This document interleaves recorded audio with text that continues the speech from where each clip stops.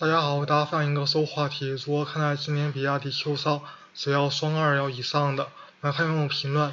比亚迪学历大力一些，对于学员来讲，这是最为轻松的一种招聘方式。让人不得不联想到迪驰的管理诟病，可能正是来源于此。学历到其的方式可以让学员快速的筛选优质候选人，如果招聘有问题，可以用学历搪塞过去。因此，我看是一个偷懒行为。而且据了解，迪驰对于在职员工考核，自2024年以来考核越来越复杂，各种互相打分，弄人心惶惶。接下来学家就仔细聊聊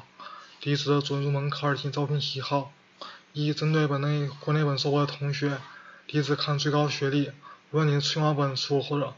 专升3门考的清华硕，待遇是一样，所有待遇都是以最高学历为准，具体待遇参考网传，没有例外。二是准入门槛211非和强双非燕大这种，这是准入门槛，既然最高学历高于这个档，比亚迪都有保底的岗位，只是你去不去就是了。另外，深大定当211的刘志总双非，好像也定非211待遇。三、海本硕海硕的不用参考本科留学国外的排名，自行对比国际排名即可。至于五眼联盟加那个我听过，但是没有遇到过，也不讨论。四、北邮西电红旗人当985用，基本上985来了，最差也会给你公益岗，看你去不去就是了。区域和实际问题只能说一说，相对于去年肯定不多，但作为制造业，相对于其他企业确实还很多。至于你想去哪里工作，看你的地区有没有相关产业，比如想去西安搞电池开发，想去济南搞储能电池，想去无为搞芯片设计，迪驰总不能为你造一个吧。所以先要了解目标区域的比亚迪覆盖业务，抱歉我也不是很清楚，别问我。最重要的别焦虑，你别看现在的问的欢，好像非比亚迪不可，实际上评论器80%都不会来，拿比亚迪 offer 的70%也不会来的。2023年以前的例子，2023年之前就听说比亚迪今年会继续加大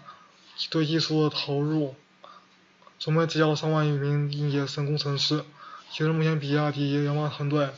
已经拥有6万名工程师，基本上60博士和硕士，700多万名来自清华北大的名校应届生。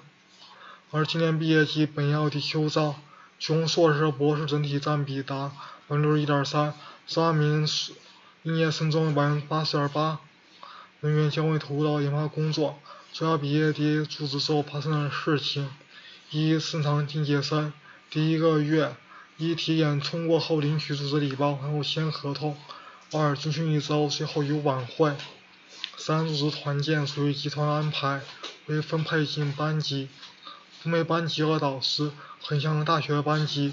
让大家一起玩一个月，并且学习企业的文化历史和工作的方法。第二个月轮岗参观学习1个月，很像大学时候的实习，主要是自己的一些事业部，不同岗位走走看看，不会有具体工作，当然不同事业会有不同的安排。第3个月即正式回到自己的部门，会有专门安排的师部队，具体的岗位的职责和学习技能培训，时间周期是1个月，不会有具体任务，然后答辩，最后转正。提前入职或社招，也是我体检。签合同不会有人引导，全靠自己，然后直接进事业部干活，没有礼包，后面会随机组织培训，只有2天认识不了啥人，也要了解事业部整体的工作情况，完了还要立刻考试。入职3个月，有的是6个月，会突然收到邮件通知你去答辩，要求汇报最近工作情况，并且1000字以上工作报告，然后视情况转正。3、入职之后的生活感受，薪资毕业生完全按照学历给，开的薪资是透明的。如果你发现办公室老员工学历比你低，但工资比你高很多，多半是社招了。专门有很多年工作经验，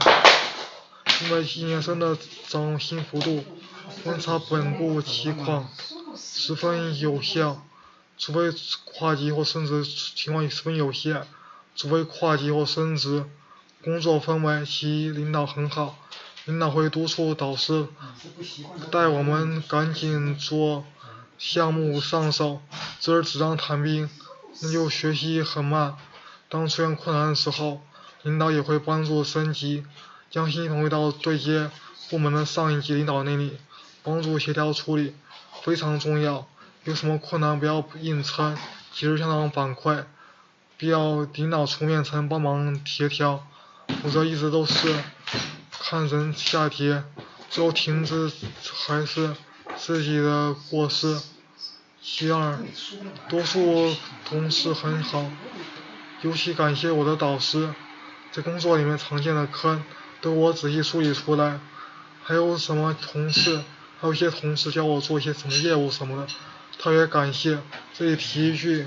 尤其是刚入职场的考生，不要想当然，职场不如学校那么单纯，每个人都有自己的小九，可能巴不得看你笑话，打起还要自身硬。